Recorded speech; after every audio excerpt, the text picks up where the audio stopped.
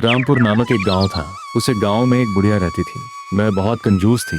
वह किसी को ना कुछ देती थी। एक दिन की बात है, एक सुभाष नाम का व्यक्ति उसके आंगन में आया और बोला, माँ जी, कुछ खाने को हो तो देना, जरा कल से भूखा हूँ, घूम रहा हूँ, अब और नहीं चला जा रहा है। तब भी वह बुढ़िया बोली, बेटा मेरे पास खाने के लिए कुछ भी नहीं है, राशन पानी सब समाप्त हो गया है। तभी सुभाष बोला, कम से कम कुछ फल हो तो दे दो। बुढ़िया, बेटा मेरे पास फल भी नहीं है, 2 दिन से भूखी हूँ, पता नहीं आगे कब तक भूखी रह पाऊंगी। ये सुनकर सुबह समझ गया कि ये बुढ़िया कंजूस है।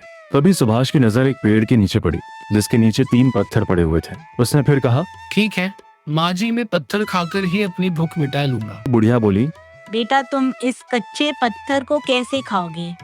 इसको क्या पकाकर खाओगे? सुभाष। पतीला मिल जाता तो पकाकर खाऊंगा, वरना कच्चा ही खाना। तभी वह बुढ़िया घर के अंदर जाती है और एक पतीला लेकर आती है। तभी सुभाष उन तीनों पत्थरों को उठना है और अच्छे से धो देता है। फिर पतीला में पानी डालकर उन पत्थरों को भी डाल देता है।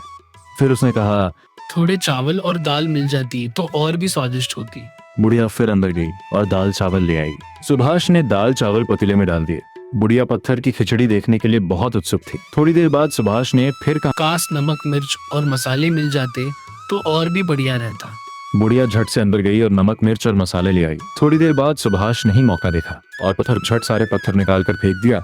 उसके बाद उसके अंदर मसाले डाल दिए। सुभाष ने कुछ देर बाद फिर बोला, काश थोड़ा घी मिल जाता तो क्या बात थी। बुढ़िया झट से अंदर गई और इस बार घी भी ले आई। कुछ देर बाद खिचड़ी पकड़ तैयार हुई। उसकी महक काफी स्वादिष्ट लग रही थी। बुढ़िया के मुंह में पानी आ गया।